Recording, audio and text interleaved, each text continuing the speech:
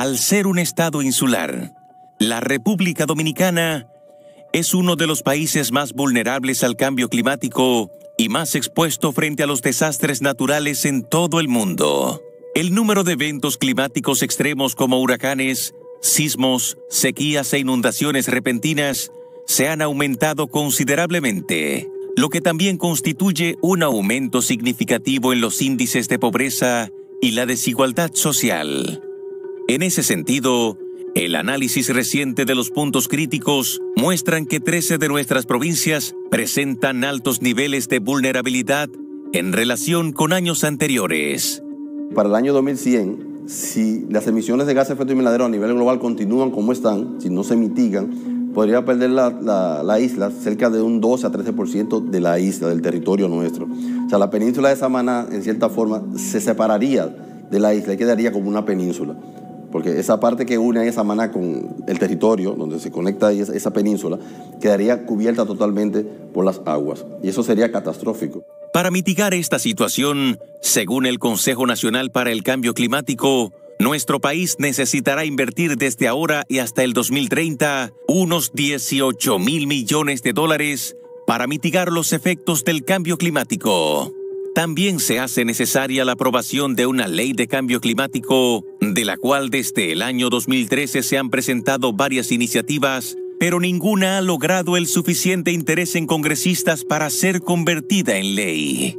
Este es un tema crucial para la sostenibilidad de la humanidad, tal y como la conocemos. Por eso esta noche en la mesa, analizamos junto a los expertos el impacto del cambio climático en nuestro país y cómo debe prepararse la República Dominicana para hacerle frente.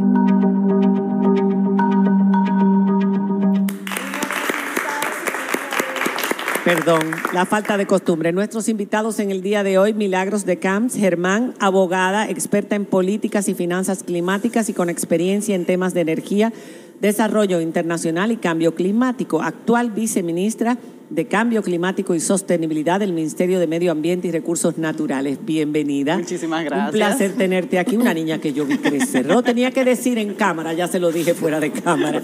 Max Puig, sociólogo y vicepresidente ejecutivo del Consejo Nacional para el Cambio Climático, además presidente del Partido Alianza por la Democracia, que no tiene nada que ver con el tema de hoy, pero ya lo pusieron ahí, así es que lo dije. Bienvenido, Max. Gracias por estar con nosotros. Osiris de León, ingeniero geólogo, miembro de la Academia de Ciencias de nuestro país, político, comunicador, ambientalista, todólogo. En el periodo, eso lo digo yo, en el periodo 2017-2020, asesor científico del Poder Ejecutivo en geociencias y sismicidad. Y Omar Ramírez, biólogo, político y municipalista. También es especialista en relaciones internacionales. Gracias por estar con nosotros y un saludo a tu mamá, Omar, que tiene ¿cuántos años? Tiene 91 años, doña Telsida Telma Teresa Tejada, está ahí. Un beso grande de parte de todos nosotros aquí. Dios me la bendiga. Hacemos una pausa y cuando regresemos iniciamos esta discusión, más que debate, esta discusión. Vamos a saber qué fue lo que pasó en la COP, qué ventajas o qué beneficios pudimos obtener, qué se perfila que puede pasar con las grandes potencias si ya por fin van a tomar las medidas necesarias para que no siga subiendo la temperatura global y cuáles son los cambios que podemos esperar en los próximos años en nuestra pequeña isla debido al calentamiento. Cuando regresemos después de la pausa.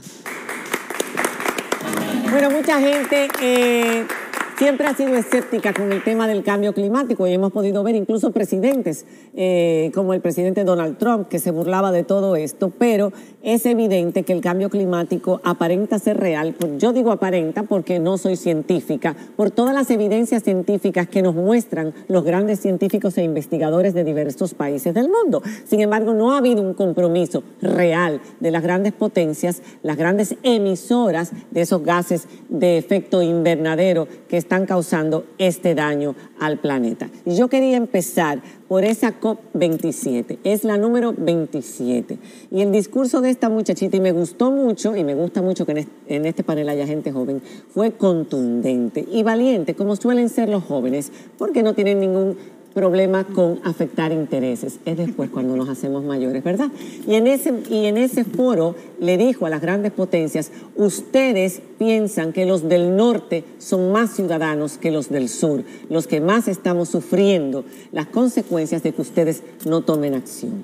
¿Cuál fue el resultado, Milagros Marina, de tu charla, el impacto que tuvo, pero más que eso, el resultado de esa reunión, de esa COP27 que ya lleva 30 años? Sí, mira, la República Dominicana fue con una delegación intergeneracional, una delegación muy diversa de distintas instituciones del gobierno dominicano, incluyendo de la sociedad civil y representación de la juventud y la de niñez. Y fuimos a representar no solamente los intereses de la República Dominicana como país insular, sino también como colectivo, porque necesitamos ejercer más presión para que los países desarrollados pues cumplan con los compromisos que hicieron en el Acuerdo de París, que no lo están haciendo. No. Necesitamos una acción climática mucho más rápida de lo que está pasando, si no los cambios ya son irreversibles. Entonces estamos viendo que si no cumplimos con los compromisos que se hicieron para países insulares más pequeños, ya esto es una sentencia de muerte. Para nosotros son procesos que mucho mayores a nuestra capacidad adaptativa. Fuimos a la COP27 a Egipto a precisamente tratar de lograr que, se cumpliera esta meta de mantener la temperatura global dentro de los 2 grados Celsius, idealmente el 1.5 grados Celsius, para poder... O sea, el aumento. El aumento de la temperatura global, que ya va en camino. Que ya está en 1.1, ¿no? Exactamente. Y no dejarlo pasar de 1.5. Exactamente. Esa es la meta global de temperatura. Luego, nuestra segunda prioridad fue el tema del financiamiento climático, que sea más eficiente, que sea más efectivo y que represente y que atienda las urgencias de los países más vulnerables, como lo son los estados insulares. Y dentro de la parte del financiamiento nos enfocamos, y de hecho República Dominicana tuvo una posición muy importante de liderazgo, el tema de lograr el financiamiento para pérdidas y daños, precisamente para responder... Indemnización. Que, por ejemplo, en un evento extremo como el que ocurrió el 4 de noviembre de las inundaciones que hicieron que la ciudad colapsara, pues que tengamos acceso a fondos y apoyo sistemático para poder responder a esos efectos del cambio climático que nosotros no causamos, pero somos los que más lo sentimos. Porque eso que ocurrió, es que mucha gente dice, bueno, el calentamiento global ha sido cíclico, sí. Ha habido deshielo de polos en otros periodos en la historia, han habido muchas inundaciones repentinas, pero esto que ocurrió el 4 sí es producto de ese calentamiento. Hay evidencia científica de que este tipo de cosas son producto, y luego en Italia también pasó algo similar.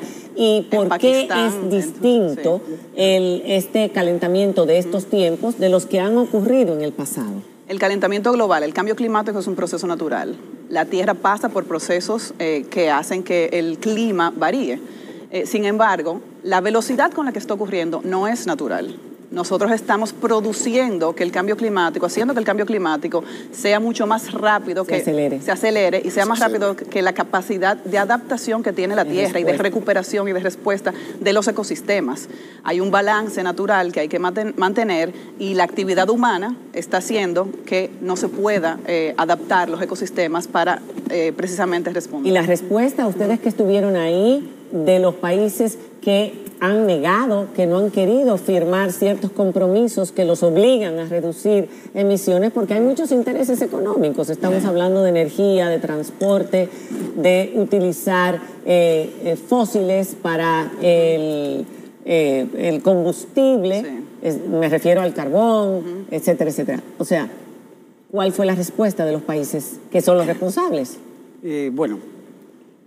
Debo decir que, tal y como acaba de señalar Milagros, el tema es que por primera vez en la historia de la humanidad, en la historia del planeta, en la historia natural, los cambios que se están produciendo no son el resultado de una acción propia de la naturaleza misma, sino que son el resultado de la acción humana.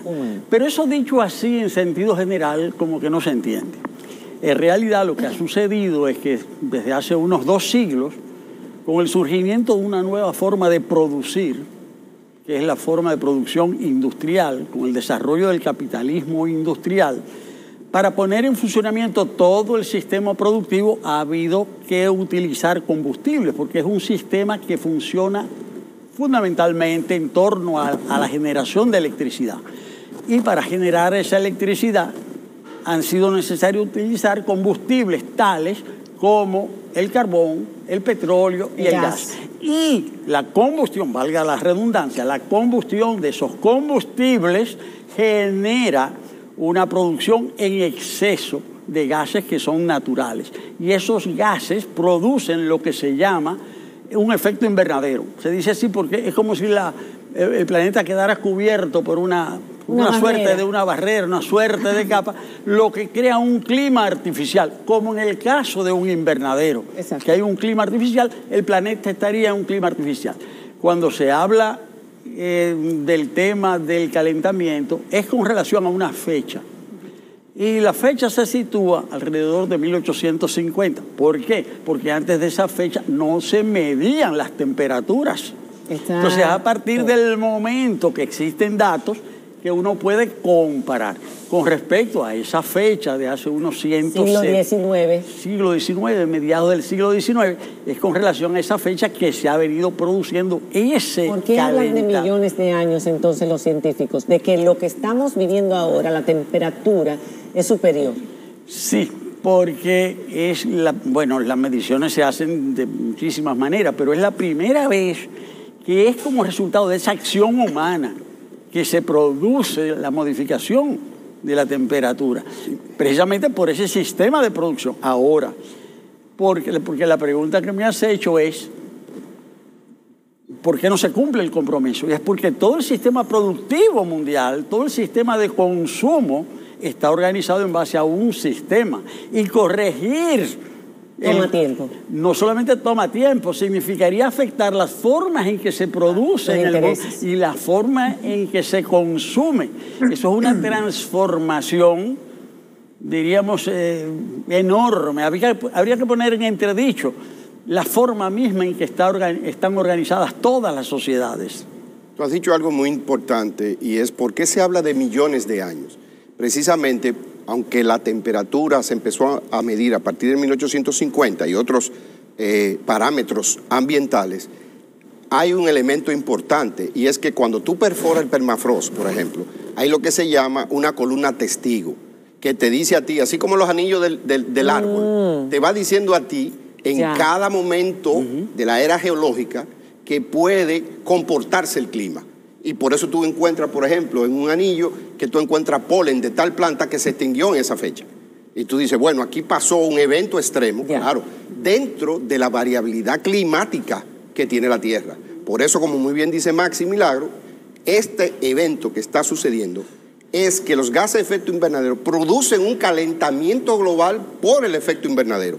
Y ese calentamiento global produce el cambio climático. Ok, nosotros somos país, ya nos vamos a una pausa. Diana, deja la pregunta tuya en el aire. Tú eres geólogo, porque yo me la adelante, déjala en el aire. Muy bien. Sabemos que los resultados del cambio climático pueden ser catastróficos, pero yo quisiera que entremos específicamente en la República Dominicana. ¿Cuáles pueden ser los efectos del cambio climático a corto y mediano plazo? Por eso, a eso íbamos, sí. Nosotros somos una isla y podemos sufrir mayores consecuencias que muchos países, pero también el compromiso de estos países, porque uno está viendo que hay muchos que ya en Europa, por ejemplo, están tomando medidas, en Estados Unidos, en China, en Rusia, pero ¿serán suficientes? ¿Y para cuánto tiempo podemos decir que ya no es reversible? Porque ese es otro tema. Cuando regresemos de la pausa, continuamos con esto.